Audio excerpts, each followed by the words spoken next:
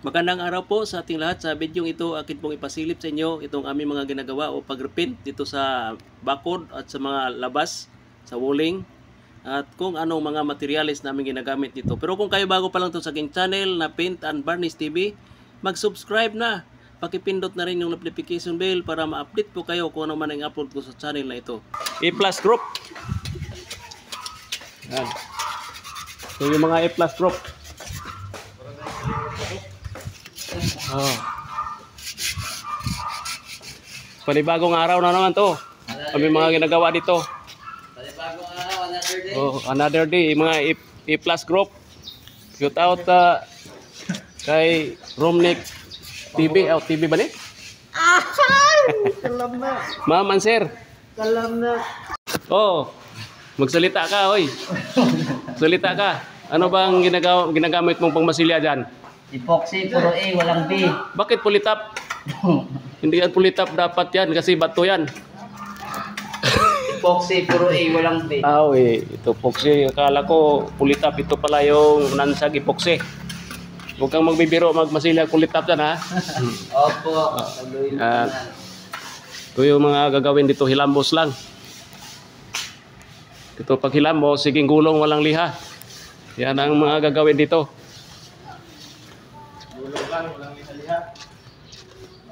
Ang inuuna muna namin dito pagka nagpintura sa mga ganito, labas muna. Ito. Yan ang magandang gawin pagka ganitong malaking bahay, unahin mo ng labas. Kasi kung unahin natin sa loob, pag umulan, wala tayong gagawin. Di ba, Doy? Opo. Oh, yan. Ito yung gagawin namin hanggang doon sa dulo. Yan. Nakapreparasyon na pala to. So abangan na lang ninyo ang mga sunod naming gagawin dito. Yan. Anong masasabi mo dito? Maraming salamat sa pagpunta mo dito, Oh. Idol. Oh, yung anong group ba kayo? A-Plus Group. A-Plus Group. Yan, mga A-Plus Group pala to. Kasama na ako dito sa A-Plus Group kay yan. Yan o, yung mga bukel. Yan, kanyan lang lilihain yan kasi may dating mga design na yan eh. Yan. Yung dito kanina, yan yung mga minasilihan. Yan, perskutingan natin para maispatanan lahat yan na dapat ispatan. Yan. Yan o. Yan ang kulay niyan, varnish. Sa ilalim, kasi nga, silamos lang to. Yan. Ayan pala yung labas.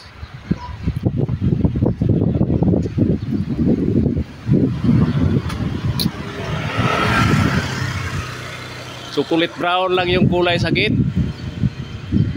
Yan ang mga kulay sa eskwelahan. Chocolate brown.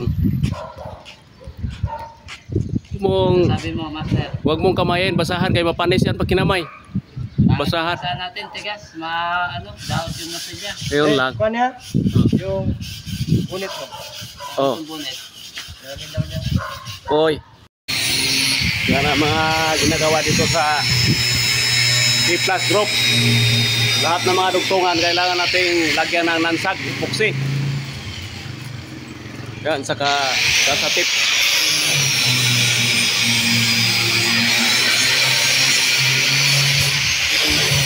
Yan ang binder. Yang masilihan ako.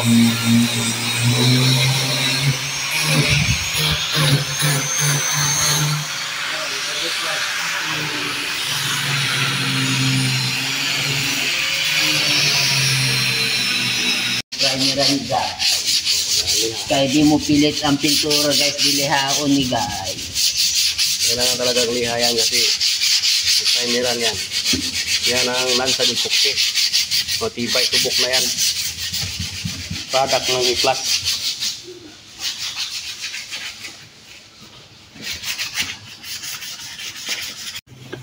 Ganun talaga yung kuhan yan.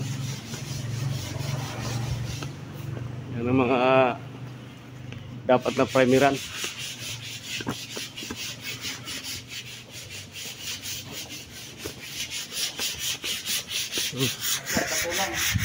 Doon.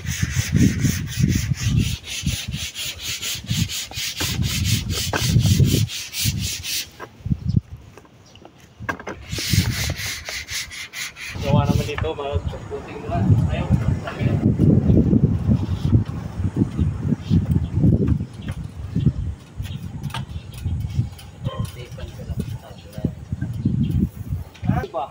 Grabe ba? Okay ka na. Yan ang ginagamit namin ng pangmatilyan sa labas. Ito, siminto. Tapos pating compound. Yan. Haluin lang to. Yan. At hinahalo na, saka natin lagyan itong flat latex. Yan ang pangmasilya sa panglabas. Yan. Flat pero buo. Oo. Ano talaga yan kasi buisin yan eh. Yan. Yan ang okay na Col? Kailangan yan o okay lang pa. Okay na. Yan, haluin lang natin yan, ibabad.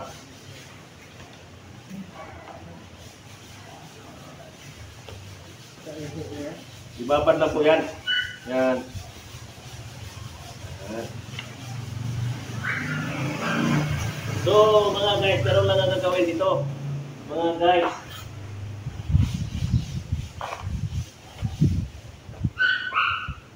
Yan.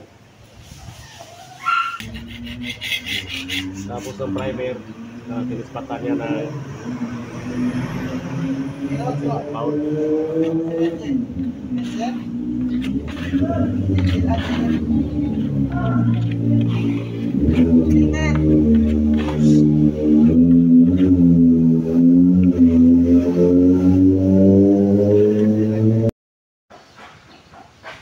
Pinaka final finish sa kulay.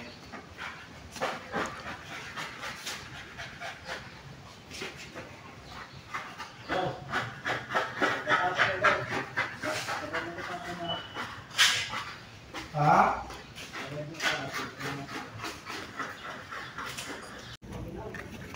Pagkatapos yan lihain.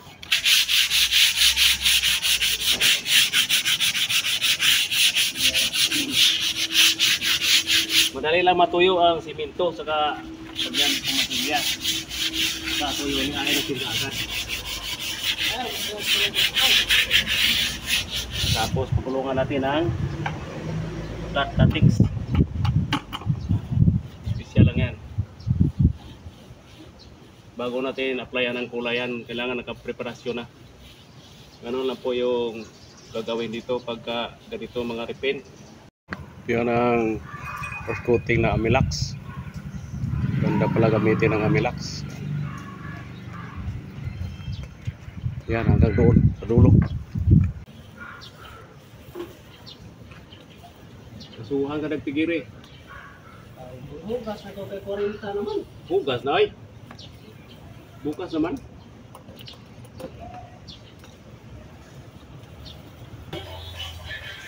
Ngit-ngit na na. Final coating na to.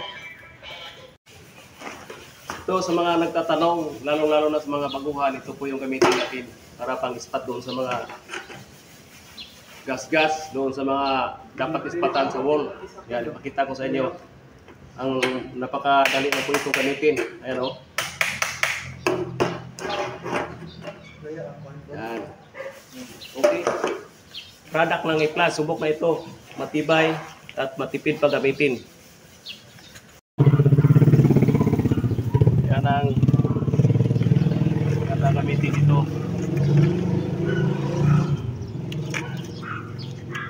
Pang-spot sa mga daryang ipatan na yan. No? Panglabas, ito yung gagamitin natin na pang-spot. Primer na po. Amilax primer. Para dyan sa mga spot. Kasi kung puro pating compound gamitin natin dito, madali lang mabakbak. Yan. Kaya napakaganda gamitin ito, lalo na sa panglabas. Pinaka-importante ito sa labas. Huwag kayo magamit ito ng mga skim coat. o bural. Yan ang mga madaling gamitin sa mga baguhan. Ito yung napakaganda gamitin, matibay. Yan. Yan. Tapos pagkalihan yan, sabay ano na, pagulong ng primer. Kailangan lagi magliliha dito bago pagulong, pasapasahan ng liha.